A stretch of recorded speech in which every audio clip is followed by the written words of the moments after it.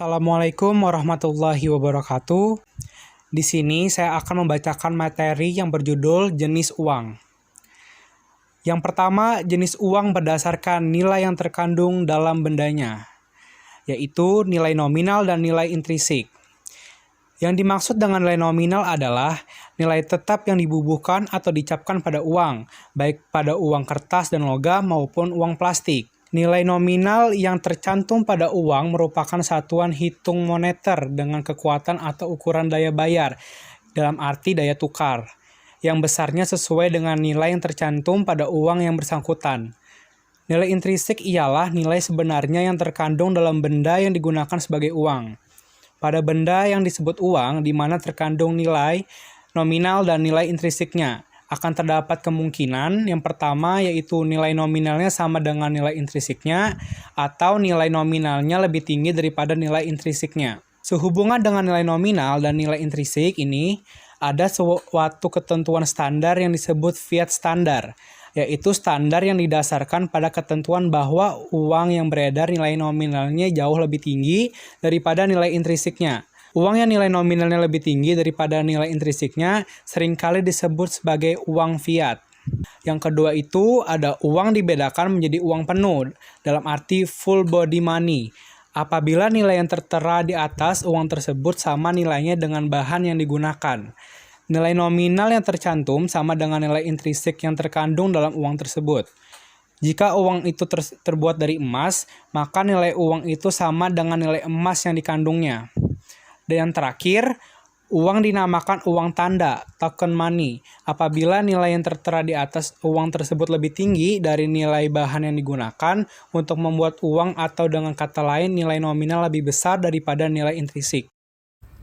2. Jenis uang berdasarkan bahan yang digunakan. A. Uang logam. Uang logam adalah uang yang terbuat dari logam. Logam yang digunakan biasanya emas atau perak, karena kedua logam itu memiliki nilai yang cenderung tinggi dan stabil. Bentuknya mudah dikenali, sifatnya tidak mudah hancur, tahan lama, dan dapat dibagi menjadi satuan yang lebih kecil tanpa mengurangi nilai. Ketika pertama kali digunakan, uang emas dan uang perak dinilai berdasarkan nilai intrinsiknya, yaitu kadar dan berat logam yang terkandung di dalamnya. Semakin besar kandungan emas atau perak di dalamnya, semakin tinggi nilainya. Saat ini, uang logam tidak dinilai dari berat emasnya, tetapi dari nilai nominalnya. Nilai nominal adalah nilai yang tercantum atau tertulis di mata uang tersebut. Uang logam memiliki 3 macam nilai, yaitu nilai intrinsik, nilai nominal, dan nilai tukar.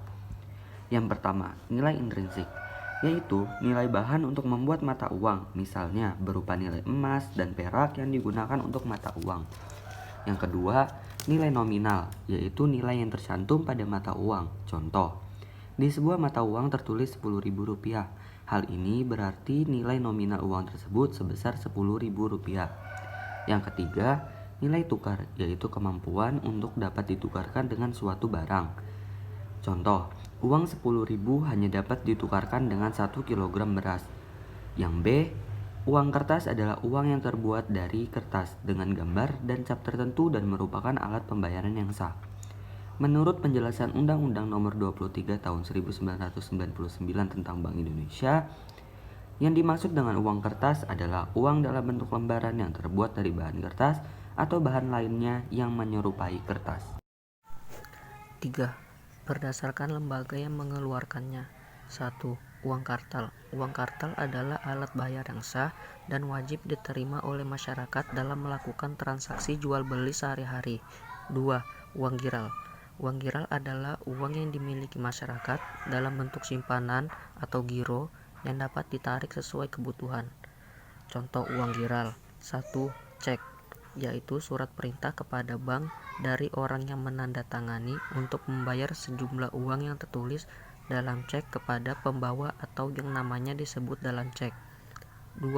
Giro, yaitu surat perintah pemindah bukuan dari nasabah suatu bank kepada bank yang bersangkutan untuk memindahkan sejumlah uang dari rekeningnya ke rekening penerima. 3.